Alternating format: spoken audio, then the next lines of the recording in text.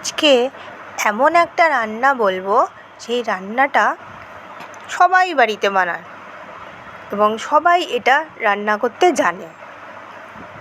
কিন্তু আজকে যে প্রসিডিওরটা দেখাবো রান্না করার, সেটা কিন্তু ধরনটা একদমই আলাদা।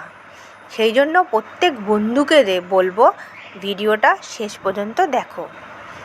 কিভাবে আমি জিনিসটা তৈরি করেছি।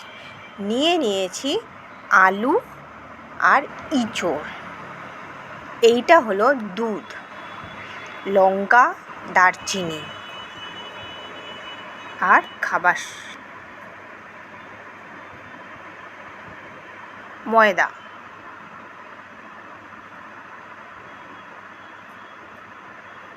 দুধের মধ্যে ময়দা দিয়ে দেওয়া হচ্ছে।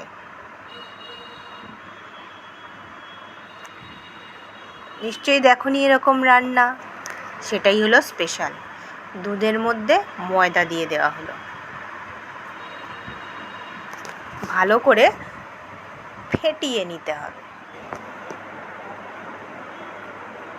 এইবার এটাকে একটু ফুটিয়ে নিতে হবে, কড়ার মধ্যে দিয়ে ভালো করে ফুটিয়ে নিতে হবে।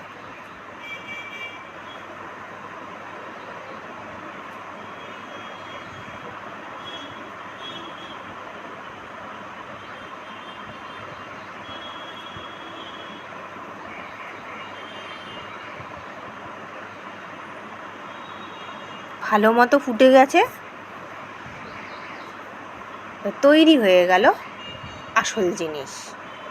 এইবার কড়াতে তেল নিয়ে নিলাম, আলু আর ইঁচড় একসাথে ভাজতে দিলাম, ভালো করে ভেজে নেওয়া হবে।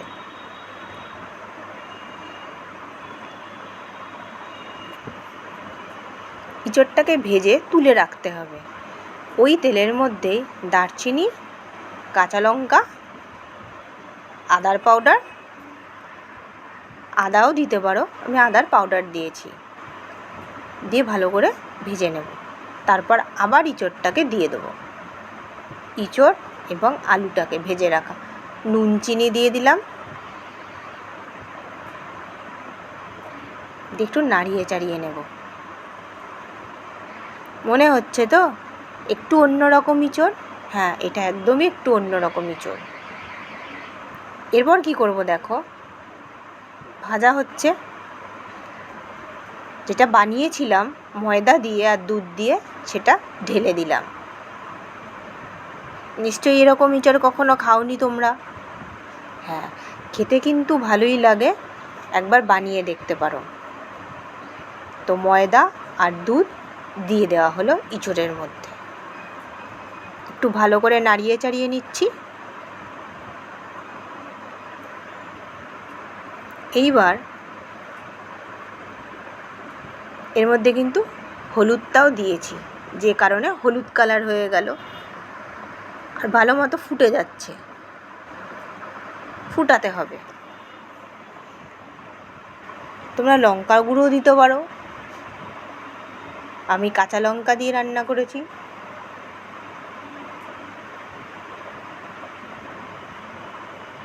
এইবার কড়াতে ঘি দিলাম আর কাঁচা লঙ্কা দিলাম, ফোড়ন দেব। তরকারিটা যেটা হয়েছে সেটা ওর মধ্যে ঢেলে দিলাম। উপর দিয়েও ঢালতে পারো, আবার তলা দিয়েও ঢালতে পারো। তো তৈরি হয়ে গেল আজকে একটা অসাধারণ রেসিপি, যেটা একদমই আননোন।